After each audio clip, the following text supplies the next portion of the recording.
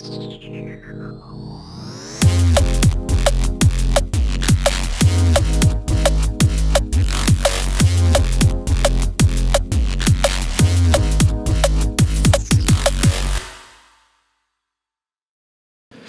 there guys, welcome back ARTFX Studios again. This is another bass design video, and today I wanted to try to see if I can actually create a bass that has multiple different rhythms in one bass. And I did this in Serum, and this is the actual patch.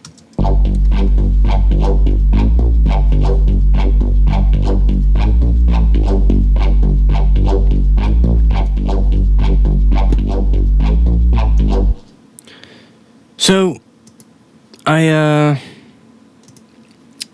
gonna turn off every effect in here.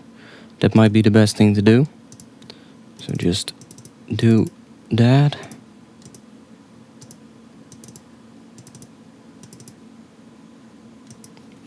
And let's go inside Serum.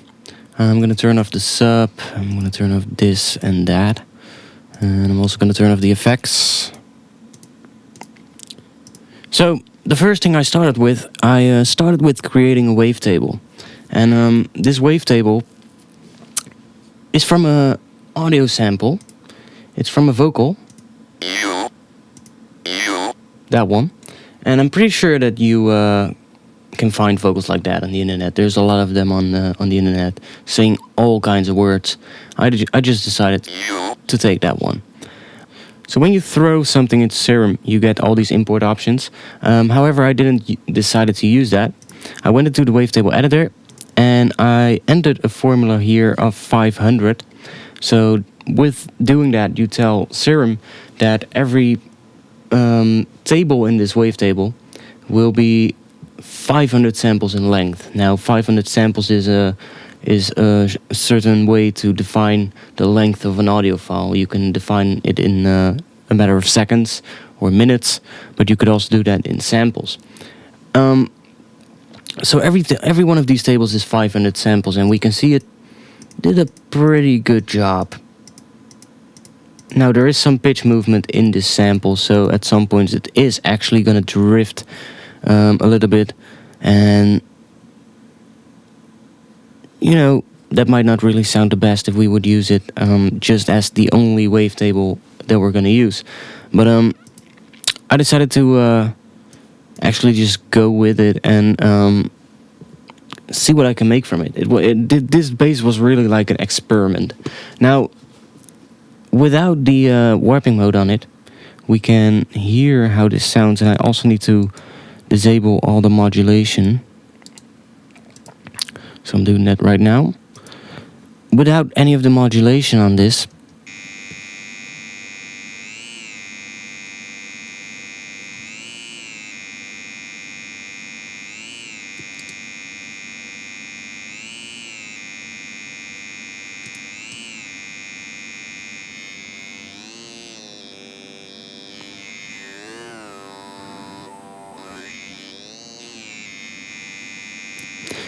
we get a pretty interesting wavetable. Now I've set it to this particular position, and I decided to add some modulation to this. The first thing I did is I put on the band plus, and I put it at the maximum value. So we're getting a lot of that band plus, which now does that.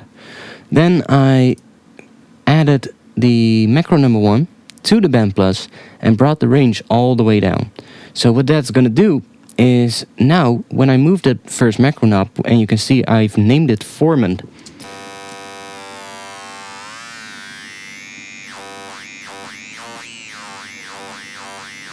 You can hear we sort of like get a Formant kind of sound. So that's just there to further tweak the sound and make it into what we need.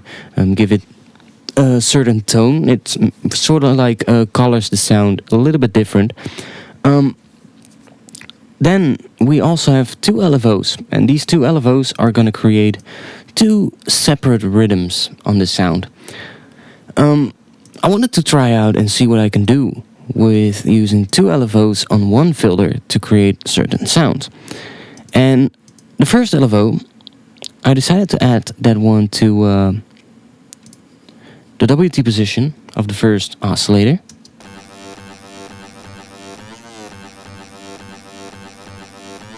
So we got that. I've also made this 2 voices,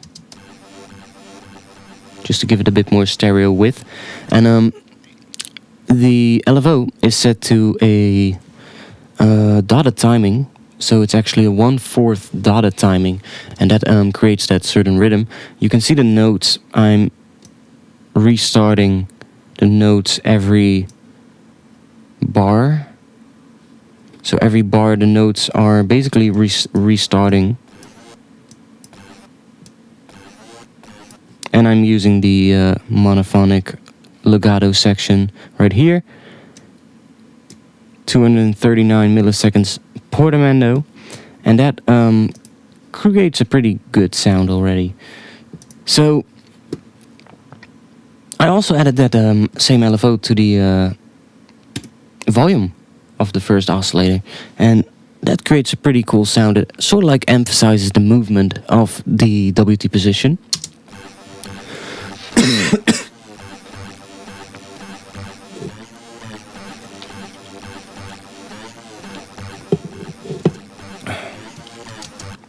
And I think that sounds pretty good. Now, I did, however, decided I wanted to reinforce this with a saw wave. So I took a saw wave, 2 voices again, no bend mode on this one, no warping mode. And it's an octave lower than the other layer, so it's just there to reinforce the sound a bit. And...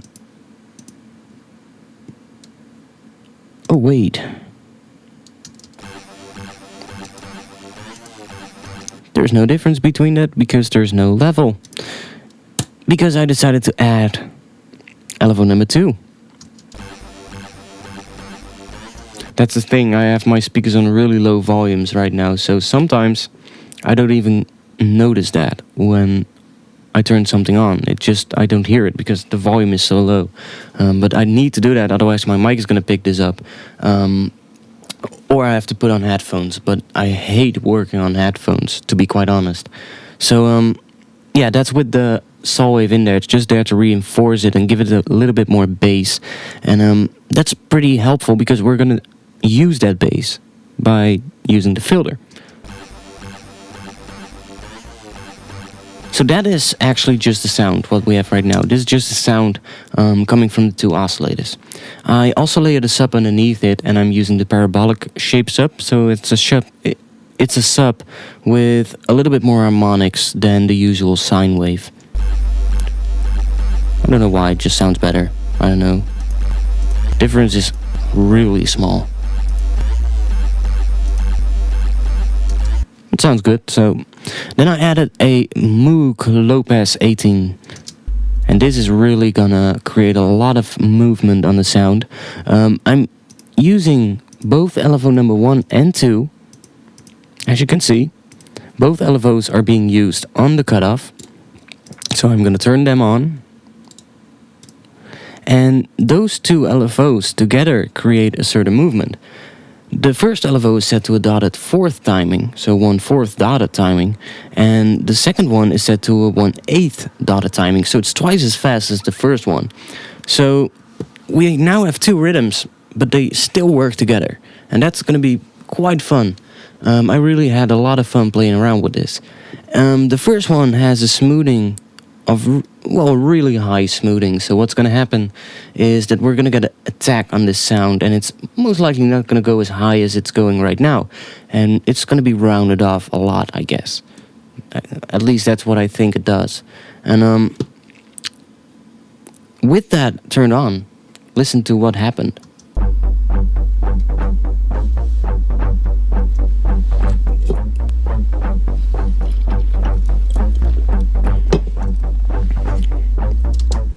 Now, you might think, but you have both of these ranges going up to 100%. So why am I not getting a full audio spectrum sound from this? I'm not hearing much high frequencies, to be quite honest. And that's because I'm using 2 macro knobs to control the depth of these 2 LFOs on the filter. And I did that because with that you can create a whole bunch of different kind of sounds from this patch. You can also change the rates on the LFO to create even different patches, which is really helpful. So you can definitely reuse this. Just put in a different wavetable in that first one, maybe do a square wave on the second one, and you have a completely different patch. And therefore it's really easy and helpful to have patches like these which you can just reuse and create different sounds with it. So I use those two macro knobs, and you do that by inside the matrix find the modulation that you're using, the slot that is actually the one controlling that filter cutoff. And right here I have LFO number 1 controlling filter cutoff, and LFO number 2 controlling the filter cutoff. And you can see right here down the auxiliary source that I'm using macro 2 and macro 3. So macro 2 and 3 are now actually controlling these depth sliders. And that's pretty cool, because now I can control the depth of these LFOs pretty easily without having to drag these ranges. And I can even automate it, because you can't automate those ranges. But I can automate these. So naturally, if I would bring this one up,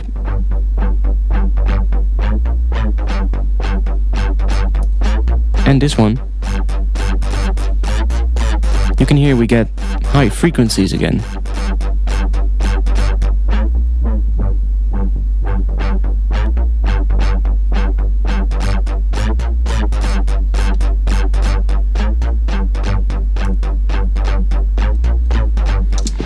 So that's pretty cool. I played around with this for about an hour, and I had a lot of fun. I got a lot of interesting stuff. Now, that's it for the whole first page of this. I think there's one more modulation going on, and I'm going to turn it on already. I need to go to the filter tab, or the FX tab, and on the FX tab I enabled a little bit of dimension expanding right here. Size brought down all the way to 0. It's just adding a little bit of stereo width. It's not much, it's just a little bit.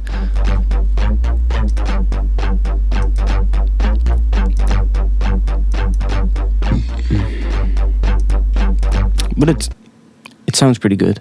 Then we have that filter with the modulation on the filter cutoff, on the cutoff frequency actually. And that Moog Low 6 filter, it's a Moog Low Pass 6, so it's a really light low pass filter, no resonance at all, no drive, no fatness, just only a little bit of movement on its cutoff, and it's the faster kind of movement. So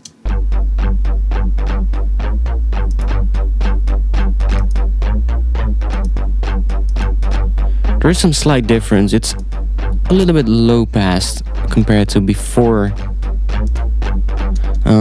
I didn't have this on it actually. I added this after I added this distortion. I added this distortion. You can see I have it on the pre mode. I'm using a high pass on 95 Hertz. Quite a lot of drive, and I'm using the diode too. So I don't know, every one of you which is familiar with Serum knows that the two diode ones really distort your sound quite a lot. So I took diode number 2, high passed it just to get rid of that sub, because it was really triggering the distortion quite heavily. And I brought that drive up quite a lot, and then I brought the mix down just a little bit, so we get more of the wet signal than we get more of the wet signal than the dry signal. But it sounds just slightly better than when we would have it at fully wet. Now this has really increased the volume as well. However, I thought even though I'm high passing this, it's still not clean enough, and I decided to try out and put that low pass filter on here and see if it became any cleaner. So this is before the low pass filter, and this is after.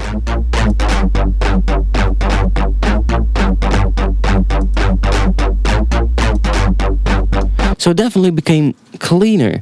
The high end after this, it doesn't really sound like there's less high end in this bass now, but if we turn off the distortion, we can turn this on and off, and we we can definitely hear that there's less high frequencies when we turn this on. But with the distortion on there, we sort of like get those high frequencies back, but they sound cleaner now. And that's pretty interesting. So that's always a good thing to try. If your bass sounds a little bit harsh in the high frequencies, or sounds a little bit too distorted in the high frequencies, try low passing it before the distortion, just to see what happens.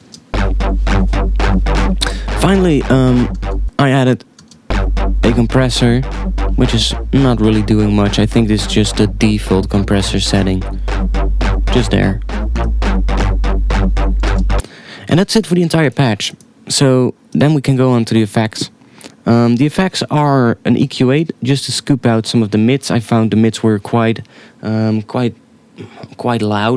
and that EQ solved that. Also made the bass a little bit easier to be heard, which is good because this is the bass. I mean, sure we need mids in there, but too much mid is also not going to be good. Then I added a notch filter. I'm using the LFO on 1/2 measure, so we're getting a notch filter that sweeps back and forth. Gives it a little bit more movement.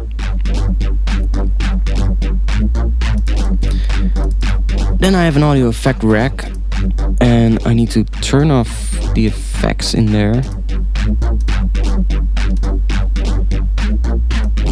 We have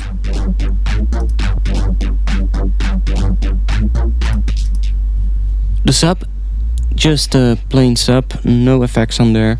I could have maybe do a little bit of saturation on here. That's what I would normally do, but I've actually used the parabolic one, which has a tiny bit more harmonics, so I didn't really felt that it needed that saturation. So I then added a mid layer, and on here I'm using this little thing, which is Big Thick Nasty Shaper. So it's kind of like a wave shaper. Now, as you can see, these knobs are not labeled with anything that makes sense. So I don't know what these knobs are actually doing. I just played around with it, you know, and to see what happens. Now, this might increase the volume.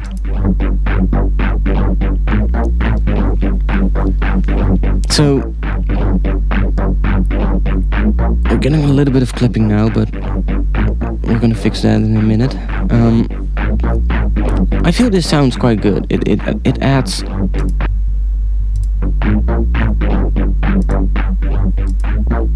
quite a lot, but it felt that I needed a bit more distortion, you know, just to make this a little bit heavier. You know, it's a quite heavy sound, so using that distortion really helps. Then we have the high frequency layer, and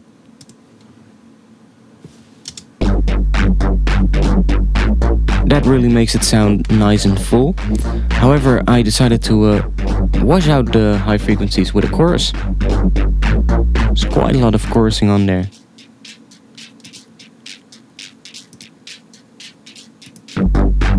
Then I also added the delay only to the high frequencies.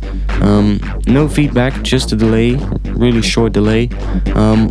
Kind of gave the high frequencies a little bit more interest, you know, just to make them sound a little bit less boring.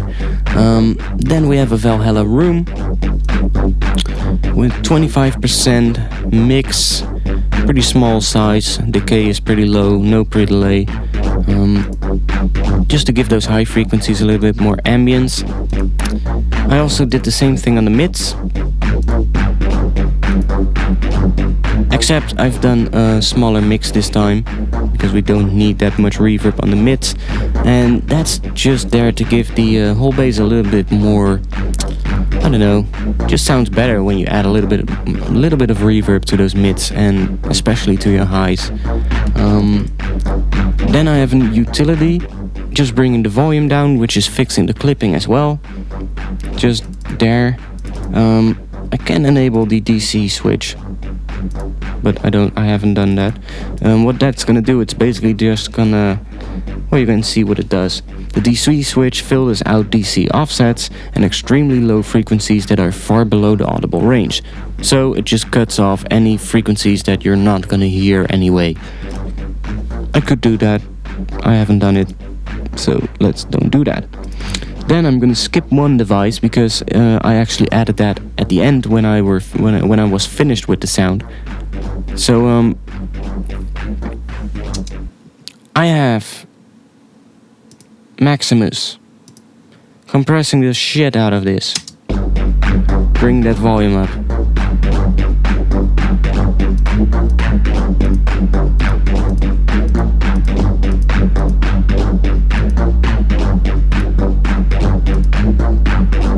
Nothing too much on here, you know, just a basic compression, just brought these things up. Sounds good, you know, I like Maximus for that. It's really easy and it gives you nice visual feedback as well. Then there's one more thing I did. I used FabFilter Pro Q because it's a really great EQ. It's really precise, and I added these two dips in the frequency spectrum, and that's what they do.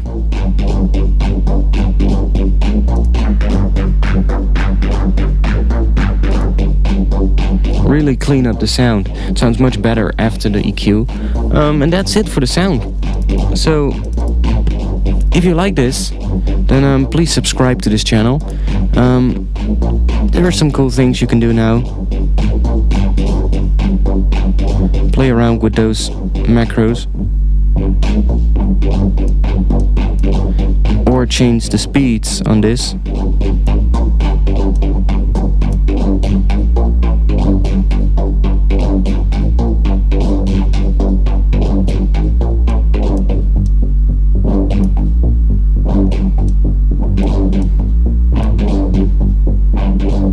Or maybe